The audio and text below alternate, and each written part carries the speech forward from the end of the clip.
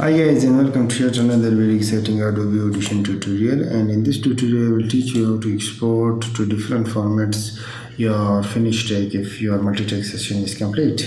Of course my one looks great, and I have left these spaces for purpose on a intentionally I left these places because the audio or the video file is so good that after every 50 seconds you need a break from this hellish sound.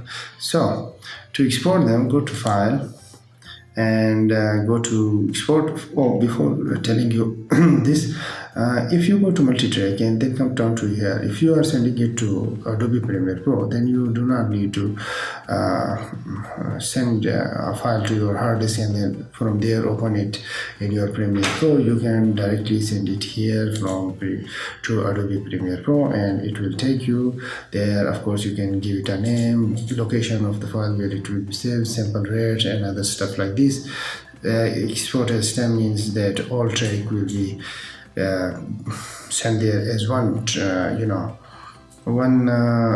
audio file, and these blank spaces and the gaps between the clips, it will be like blank spaces and no audio will be in there, but it will still be one audio file and stuff like that. You can send the entire bus. Of course there we are no bus, we have not selected an alternate output in here. The whole thing will be outputted by the master track, and of course you can select the mix down, mono, stereo, surround sound, whatever you want. Of course you can send all three files, but whatever you want to stick to.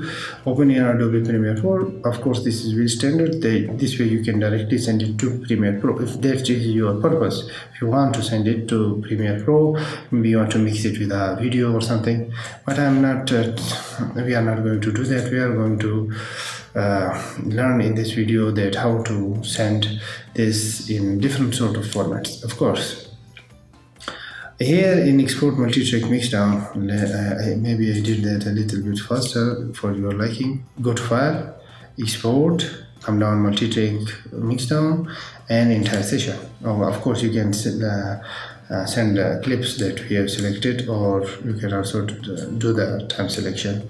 Let me do that, of course, and you guys will learn. Learning is always better than contemplating. Okay, export, go to multi-track mixdown. Now as you can see we have time selection, which is this area that we have selected, and selected clip, which is this one or this one that we have selected, but we want it to be exported as a entire session. And there are a couple of options here. File name, of course, standard, location where you want to send it, file format. Okay, this is probably the important thing and which I want to discuss about in this video tutorial mostly.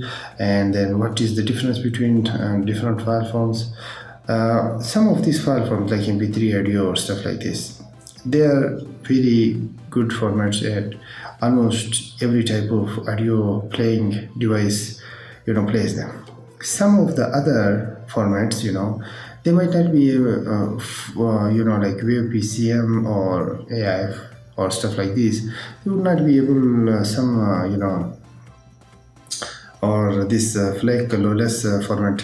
Some audio software does not play them, or some audio playing hardware does not play them, and even if they play them, they have this little bit of jittery sound in the beginning of the track and then it becomes okay. So they have a problem with this format. And also there is the format size. If you chose something like MPEG, MP3 audio, the file size would be really small. But if you choose something like AIFF or Wave, see, the media size might be a bit bigger. Sound file might be a little bit bigger. These files are compressed file. Now the compression that I told you about in the Adobe Audition about which I did the whole tutorial, that compression and this compression is totally different. This compression means that the file size is reduced, and the consequence of file size reduction is that the quality suffers in that case. Quality is reduced when the file is reduced. The bigger the file size, the bigger the better the quality. So you are better off with the preserving the quality rather than the size. Or maybe in this case we will just make a mp3 audio so that it can be played on every audio and every software on every audio. Of course you can select the sample type, and in here sample rate as the options that we have already discussed so many times. 44,100 and 48,000 are the standard. You can select and choose this option same as source, or you can change it here. If you're not bit depth, of course the higher the better. And channels, if you want to specify which channel that you want to go towards the left or towards the right. At the moment the left mix and right mix are both at 100. Okay, so those things can be selected here. And then comes the name of sample type, it's 44,000, the one that has been selected. And format setting, okay, in here you can allow a lot of option. It starts from 96 kilobytes per second to go all the way. It is this bit rate is inside the 44,000. It's the option that we are given. 44,100 hertz has this much bit depth options in it. You can select any one of it, but I want you to always check the variable type. The variable type means that its quality would be better, file size would be a little bit bigger, but what variable does is that the audio file, for example, let me tell you this, okay, and come to variable again. Okay, now the file in this place, it is more complex and has more amplitude and sound and more waves and frequencies in here than this spot here.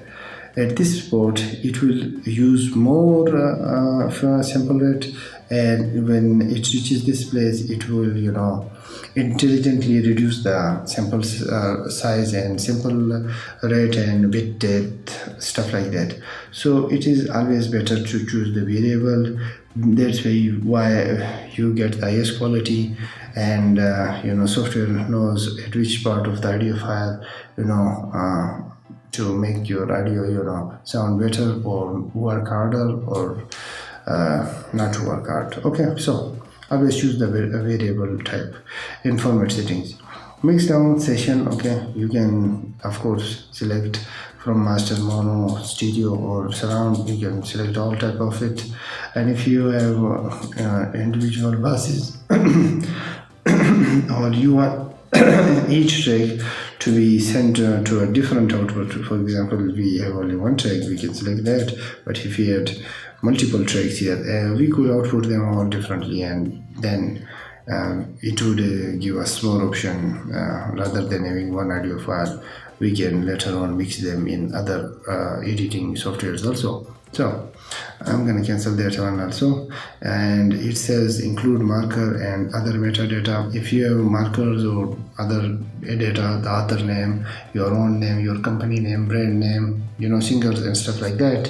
Okay, if those metadata, if you know what metadata is, that is included. If you keep this option check mark, then it will include your markers and your metadata into the final output. And of course in the end it says open file.